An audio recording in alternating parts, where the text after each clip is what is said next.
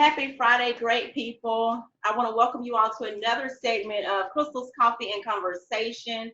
This is where we come to talk about life, to talk about the good, the bad, the ugly, and encourage one another. I am super duper excited about a special guest that I have with me today.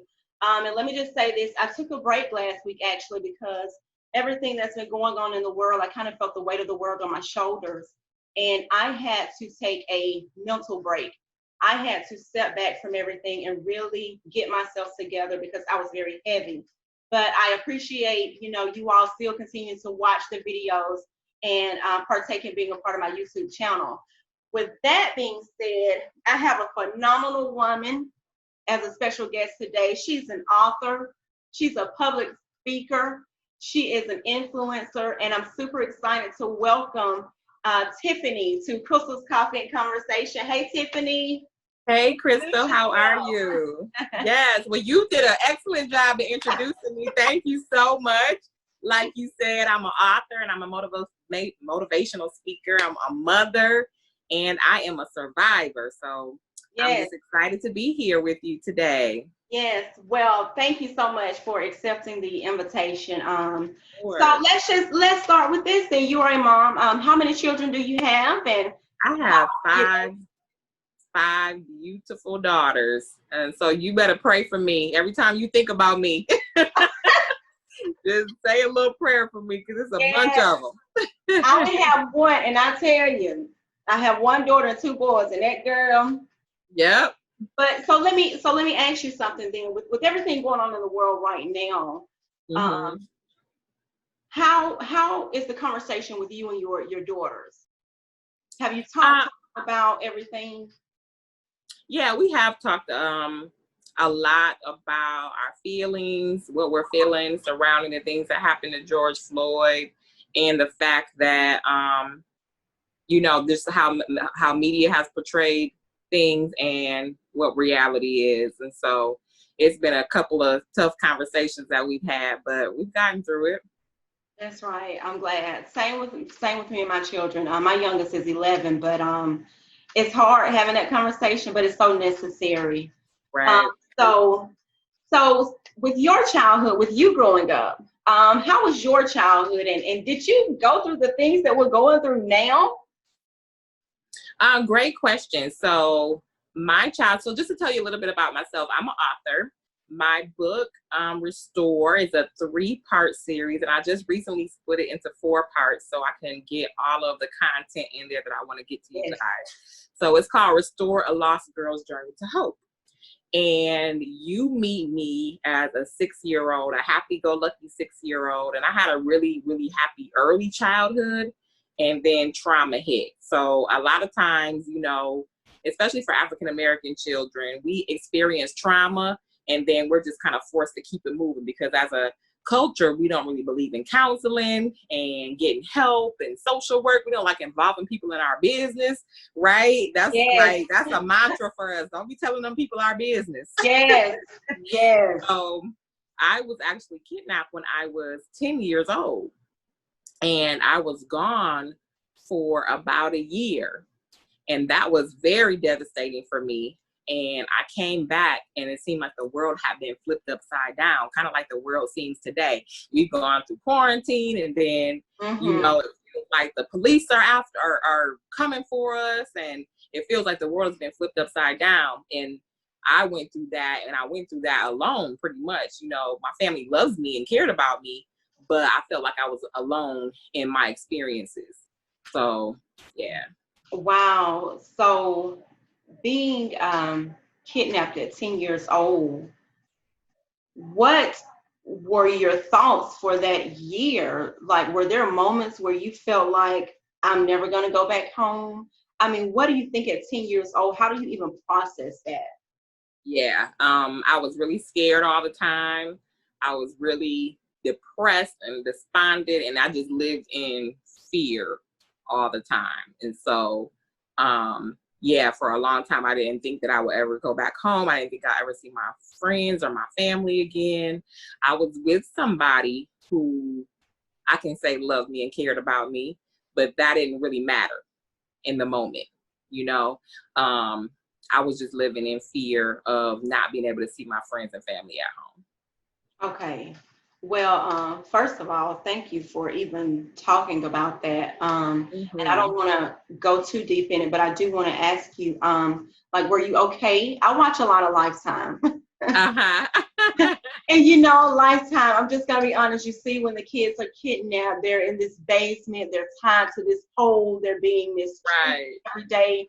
So I mean, you said you were with someone that loved you, but were you okay physically? I was physically okay. I was not emotionally and psychologically okay. Right, Yeah. right, Yeah. right. So fast forward, so you get back home, you're free. Mm-hmm. How did that, I guess, day one feel? How did it feel so real? Could you believe that you were back with your family? How was It that? actually was really, it was, I can think back to that day, and I have a picture from before I left where you could see like the brightness and the joy and the happiness in my eyes. And I have a picture of maybe 2 days after I had come back that my father took of me, and my friends and family and everybody took me to Chuck E. Cheese. We went to Chuck E. Cheese, and I was in so much pain emotionally. I looked like a whole nother person. Like if you compared the picture, if you did a side by side of the picture, even though only a year had passed, I literally looked like a whole nother person, because it felt like to me the world had moved on without me. And here I am, and everybody looks different, and they're happy, and I'm just like, here I am. I'm glad that I'm here, but it just felt like everybody had moved on without me. Right. Mm-hmm. So I can't say I can understand, but I remember my brother had gone away to prison. He was in prison for about 6 years, and he told us about some of the things he went through in prison. I mean, the worst of the worst. So when he came home, we had everybody. I mean, the family was there. Like, we're all so happy he's coming home, and I know he was happy to be home. But when you talk about that look, if you look at the pictures of my brother from that celebration, he does not look like he's celebrating. Yeah. This look in his eyes, like, I'm trying to figure this out. You know? Right. So I can't understand that, but I can kind of picture what it was like probably as a little girl. Like, you're just, what in the world? Yeah, I was just going through the motions, and I wanted everybody else to feel happy, so I wanted to put on a good face. But looking at that picture, I was not successful putting on a good face. Yeah. Understandable. So from that point until maybe 21-ish, did you have a lot of emotional things that you had to deal with? Like, were you nervous a lot? Were you afraid? What was your life like for the next maybe 10 years after that? Sure. I'm going to let my daughter walk by really quickly before I answer. Yeah. So I would say that, trauma affects everyone in different ways. And a lot of times what you see in teenagers and their behavior, maybe they're acting out, maybe they're being mouthy or disrespectful or things like that. Oftentimes they've experienced something and they don't know how to deal with it. And so for me, I came back, and I was like really holding on tight to the friends that I had prior to getting taken. And it seemed like I became prey for a new group of people, right? Because broken people attract broken people, right? They attract people who would want to prey on them. And so when I would say I came back at about 11. When I was 13, I was sexually assaulted for the first time, and I was sexually assaulted again at 14. And the people that I was around played a big part in that. And having me in situations that I didn't need to be in dangerous situations, in situations where, like I said, you could be preyed on.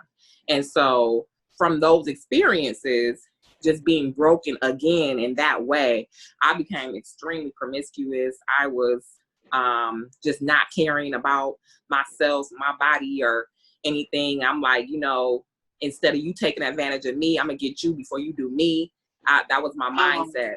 And so for a lot of years in between those teenage years up until early adulthood. I was lashing out, I was promiscuous, and I was trying to fill the void in my heart with men and sex and, just getting acceptance from anywhere that I could get it from.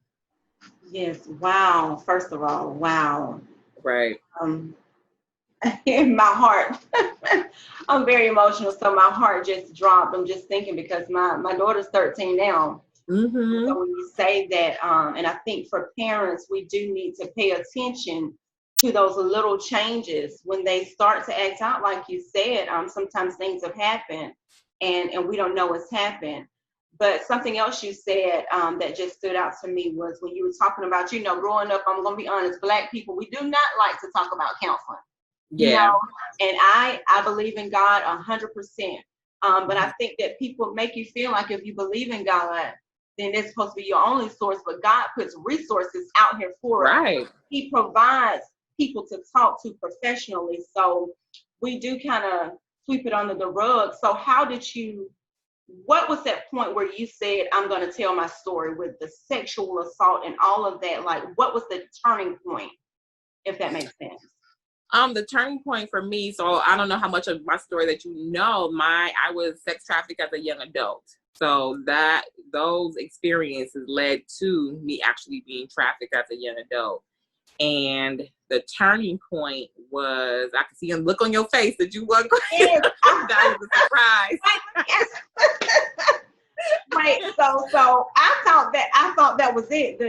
Being sexually assaulted at 13 or 14. So as a young adult, what age? And do you mean, like, I'm going back to Lifetime, where the girls are given to men in exchange for money? Were you put in that type of situation? Yes, I was trafficked out of a strip club. I became an exotic dancer, and I was trafficked out of a club and I was actually trafficked by somebody that I loved and cared about and trusted. And so I was 26 years old, and I'm not gonna tell you the whole story because I want you. That's right, that's right. Y'all gotta read the book. That's right. Y'all gotta read the book. And so, a definition for trafficking is a sex act that's induced by force, fraud, or coercion. So force, that's what we see in the movies oftentimes, where somebody is taken and beaten and abused and made to have sex for, and then there's an exchange of money, and that's the commercial part of it. But then there's fraud and there's coercion. And so maybe you're told, well, if you do this, then this will happen. Or if you do that, then that will happen. And there's a lot of manipulation that takes place. And there's a lot of, play on your emotions that take place. And so there's different types of trafficking. And so I was trafficked by someone that I considered my boyfriend. I considered somebody that, like I said, that I loved, that we were in a relationship together. And he, definitely manipulated me and used force as well. And so there was that physical abuse. And then there was but you're doing this because I love you, And so just like you see in like domestic violence situations where even though that this is not right, this person shouldn't be putting their hands on you and all these things are happening, they're also saying, I love you so much after they do it. And so they're playing on your emotions and your attachment to them. And they isolate you. Yes. They pull you away from your family, and your friends and people who actually do love and care about you. They make you feel like they're the only one that's there for you. Yeah. And then they just kind of play puppet master in your life. And it's like they're pulling strings to get you to do what they want you to do, And so, so that's how that's like the climax of the story right there, that the trafficking that took place. And so I accepted Jesus as my Lord and Savior when I was about 15 years old.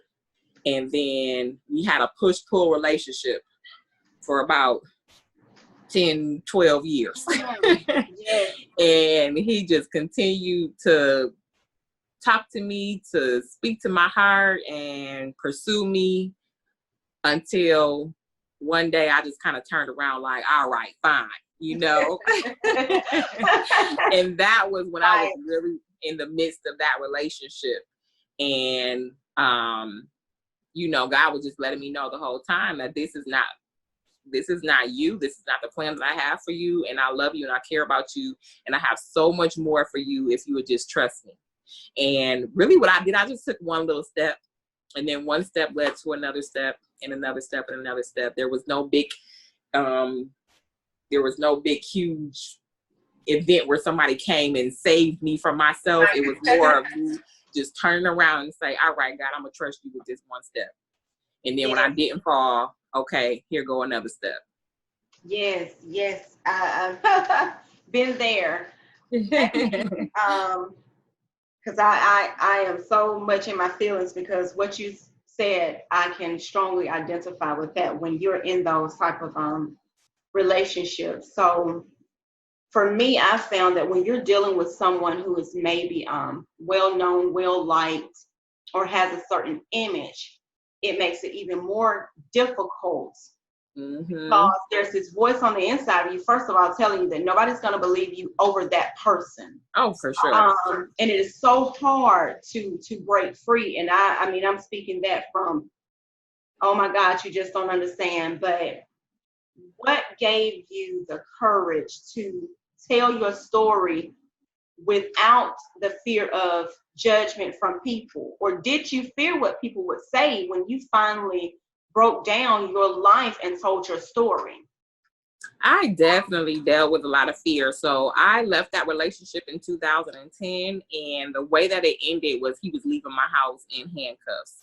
And my trafficker and abuser ended up doing 23 months in prison for domestic violence. And so I would say a day after he left, God was putting it on my heart, like, to write my story. And I'm like, write what story? Whose story? Whose story you want me to tell? Because it ain't mine. So it was really strong on my heart. And I'm like, God, I don't want to do that. This is a mess. I'm like, this is a mess. And nobody wants to hear this. This is embarrassing. I was embarrassed for the people. I was like, they don't need this. This is the last thing that they need to hear. And so it just kept, coming to my mind, just kind of like how you were, he was putting it on my heart, and I would ignore it. I would write a little bit, and I really had to work up my courage. And I needed this happened in 2011. I believe it was 2011 when I first started writing, and I needed to see it for myself in order to get through that court hearing and get through the process of actually leaving him. Because even though he was physically gone, emotionally, he wasn't gone. He was still, very entwined in my heart and my actions and my motives and the things that I was doing. And if he had gotten out of prison in that state of mind, I would have just taken him back, even though, I was physically done with the relationship. He would have just, figured his way back into my life, right? Yes. And so I needed to see my story for myself. And even as I was writing foolishness. I was writing like it was my fault that the abuse happened. It was my fault that he did these things to me because I did this and I did that. Those were my early writings. Wow. And so I needed therapy. I needed to see it for myself. I needed to be around my church family, and I needed the people that were around me to pull close and just be in community around people who weren't taking advantage of me, because I had been around people who were taking advantage of me for so long. And so I just needed that time and space to heal and get whole. So all those things played a part in me telling the story. So early on, I was really just talking to myself. And I didn't end up publishing until 2017. So that's a 6-year gap where I thought I was going to publish earlier. But each year it was like I was being molded and developed even more. And so I started volunteering with girls who have been trafficked after a couple of years. And I'm looking at them and I'm like, wow, I can't believe all the similarities that we have and we have in common. I'm dealing with a 14-year-old and she got the same issues that I was dealing with. I'm like, wow, how is this possible?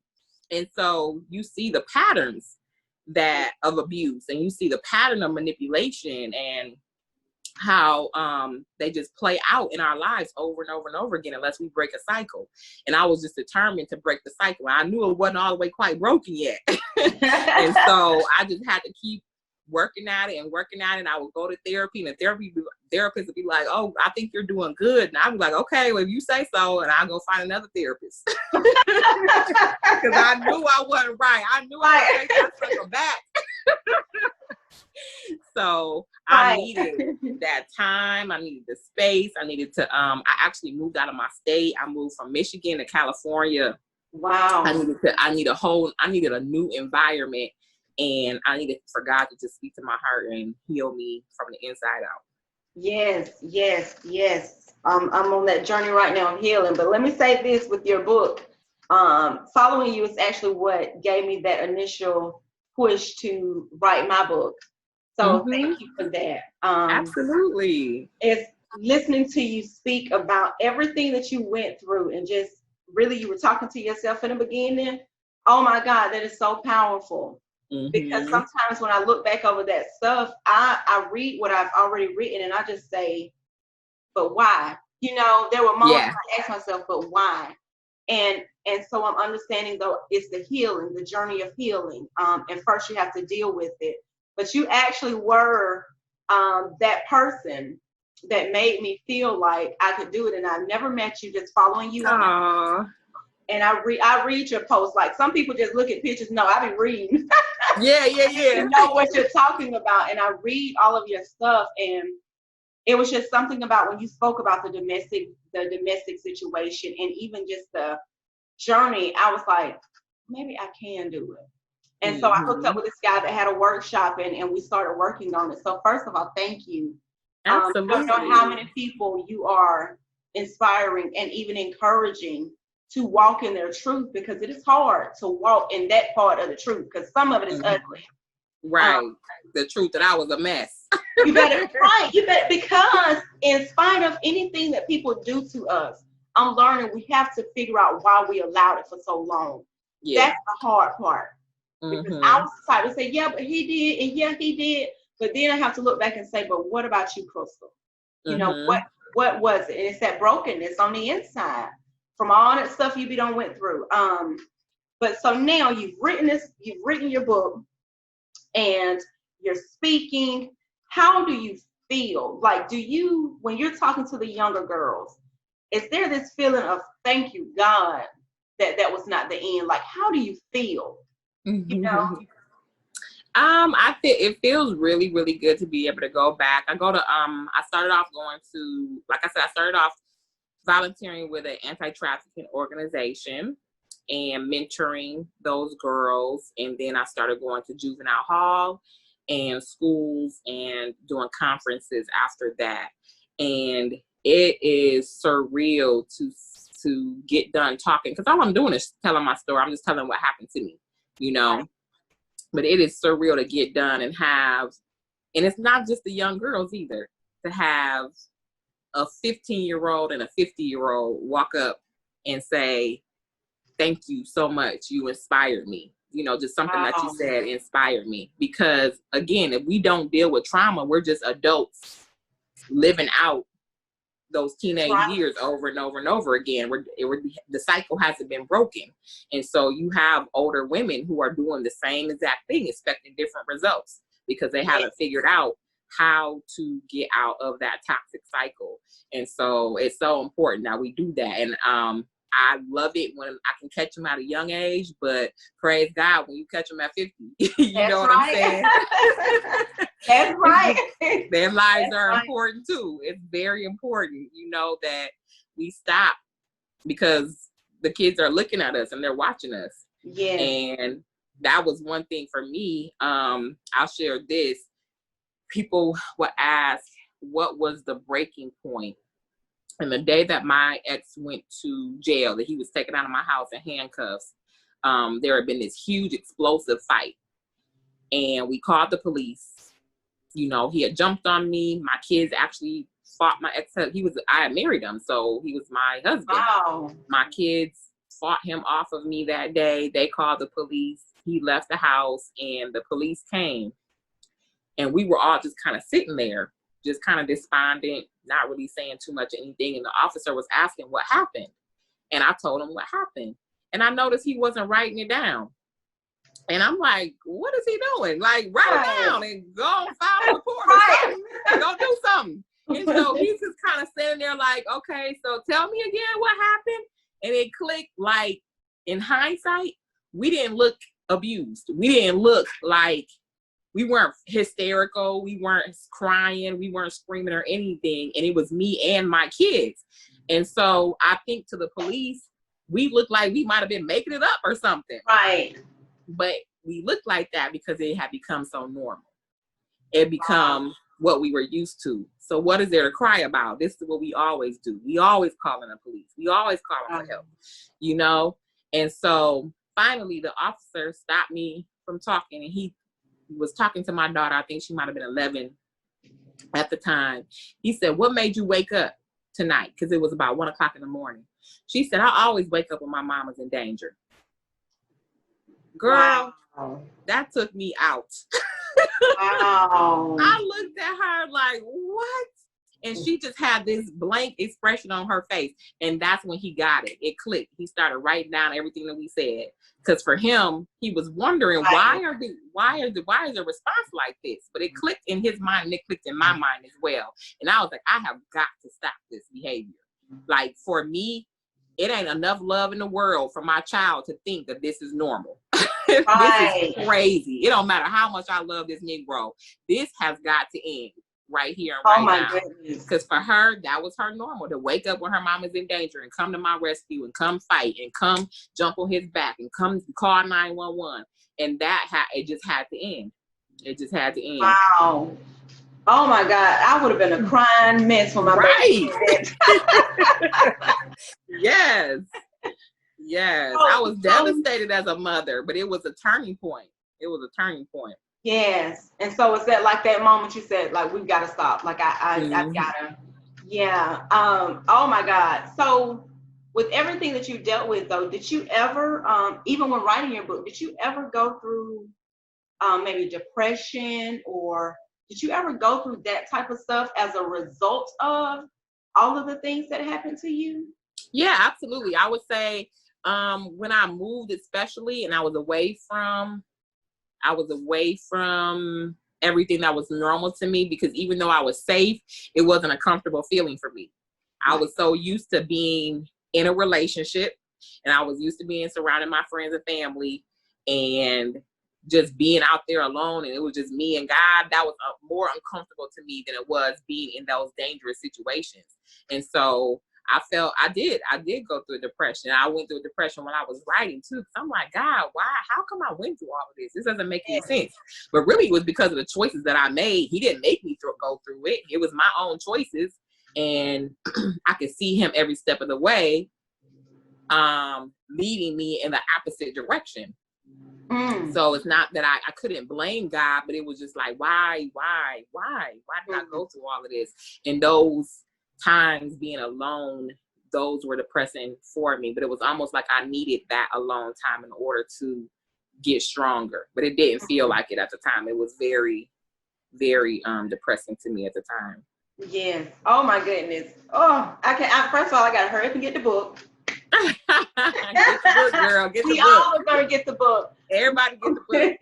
So it's 4 parts. You say you split it up into 4 parts. Restore, it's 4 parts. Yes. How many?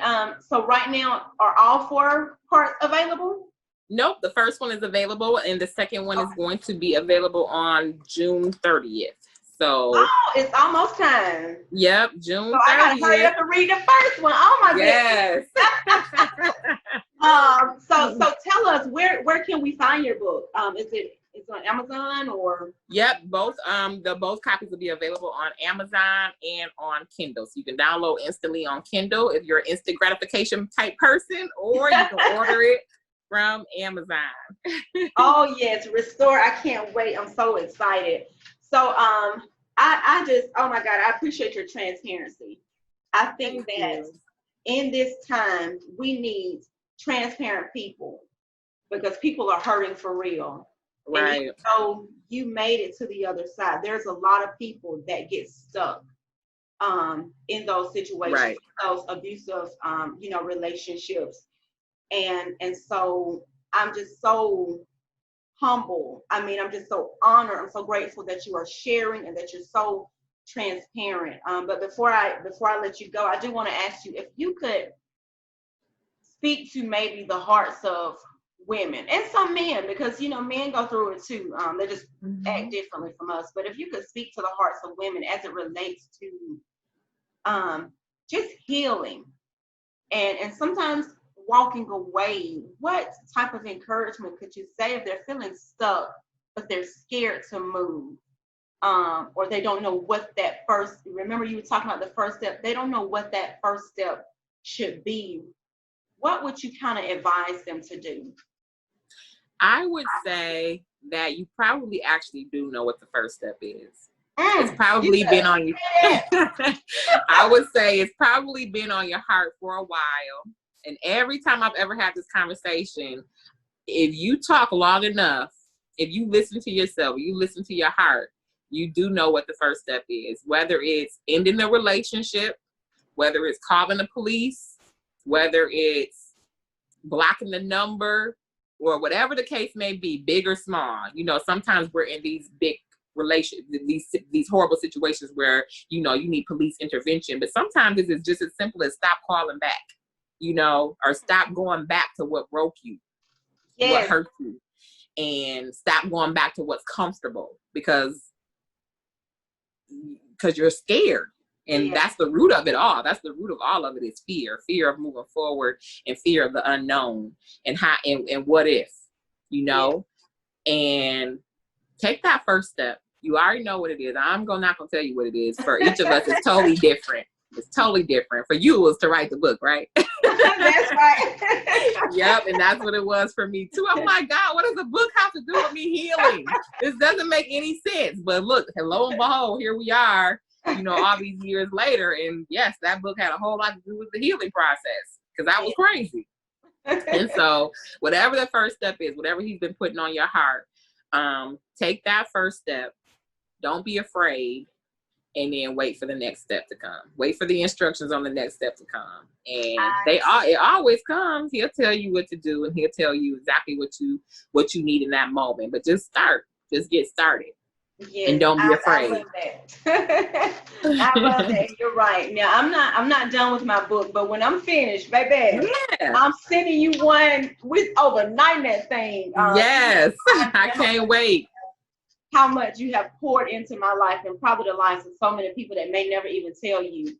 Now, do you also go around to, well, not with the COVID-19, but do you go into maybe school systems and speak, or do you that's awesome. Yeah.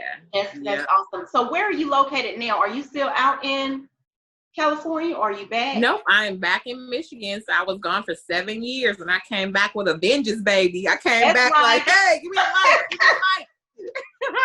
Look, 7, that's the number of completion. So that's what you needed. That's what you needed. That's right. So that's awesome. I'm gonna be sure to let people know. I'm gonna make sure I tag your Instagram name so they can follow you on IG.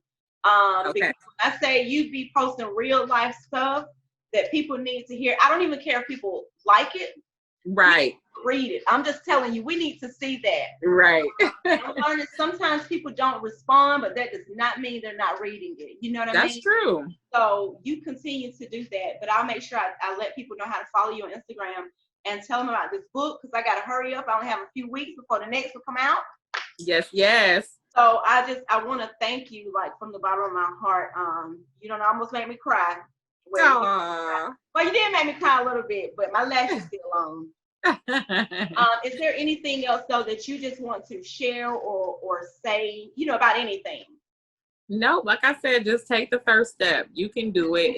You already know what to do, and don't be afraid. Don't be afraid. Whether it's something as big as leaving that relationship or something as small as picking up a journal and start writing what God has put on your heart. And you can find me on Instagram at author Tiffany Dion, on Facebook at Tiffany Dion, and on Amazon and Kindle. Yes. Thank you so much, the lovely Tiffany. I can't wait. Yay. Buy a ticket and come out and see you wherever you're speaking at. I'm coming. Yes, ma'am.